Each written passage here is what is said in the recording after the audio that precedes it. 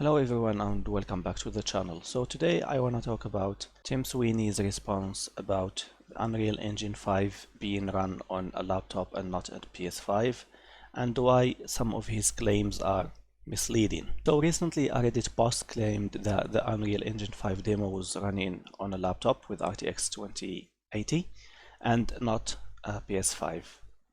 And it claims that some Epic Games China engineers said that in a review. And here is the article in question. So here he said that his laptop could run the tech demo at 1440p, 40 FPS plus in apps. Optimization target is 60 FPS for next gen.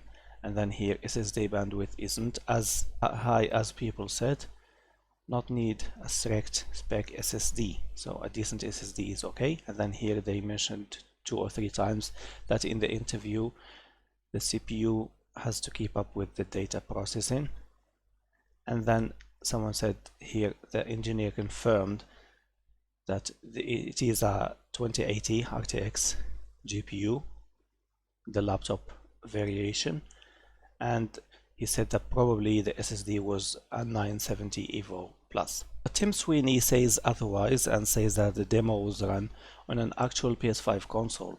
At this point, things looked like rumors and the clarification from the source being Tim Sweeney here.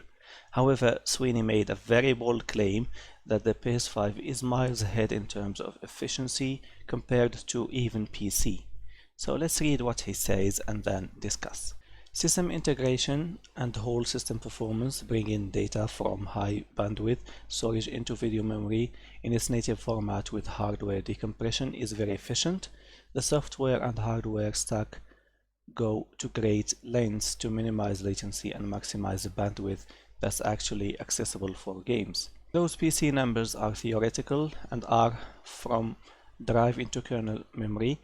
From there, it is a slow and circuitous journey through software decompression to GPU drivers whistling into video memory, where you can eventually use it. The PS5 path for this is several times more efficient, and then there is latency. On PC, there is a lot of layering and overhead.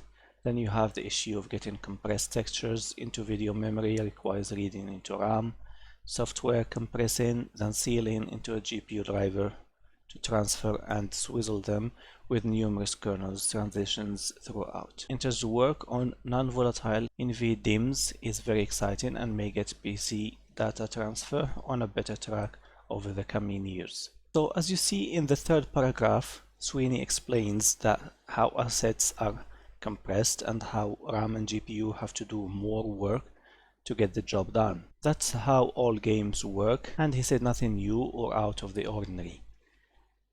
But what is out of the ordinary is his bold claim that these operations are going to be obsolete with the PS5's SSD, when he said, here the quote, the PS5 path for this is several times more efficient and then there is latency. At this point I was like, hold on a second. There are many things that came to my mind and that tell me what Sweeney is saying is contradictory to say the least. First, Unreal Engine 5 is going to be an open engine and it will support different platforms including PC of course and the Xbox Series X. This fact alone means that Unreal Engine 5 will not take full advantage of the PS5 SSD because the code it contains will not focus on the SSD alone being the primary source of dealing with the game assets. Linus Tech Tips said in a live stream that there are SSDs faster than even the PS5's SSD. And to be completely honest here, I would trust Linus more because he's not working with any of these game companies. And yes, the fact that Epic showcases Unreal Engine 5 demo on the PS5 doesn't make him neutral. I'm not accusing Sweeney of anything, but objectively speaking, we can trust a third party more than anyone else. And if the SSD is all important, why did Sony pack its new console with the newest generation of Ryzen CPUs and a good GPU? And for me, the answer is simple. Sony can make full advantage of its SSD in its first-party titles, and the results can well be awesome.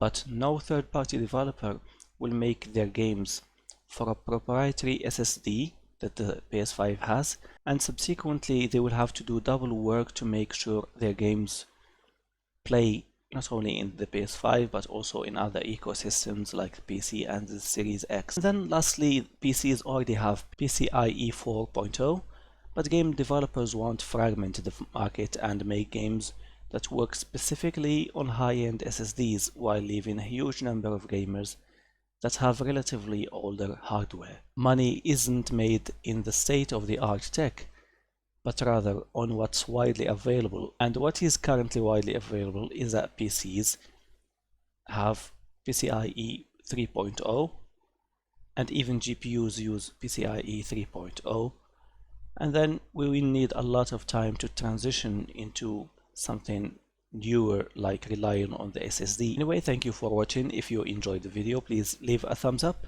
and tell us your opinions down below in the comment section about this. Would you trust Tim Sweeney, or would you trust Linus here talking about the SSD and what it can do? Do you think that the PS5 SSD is a big marketing hype or a real game changer in the future? Anyway, I will talk to you again soon. Have a good one.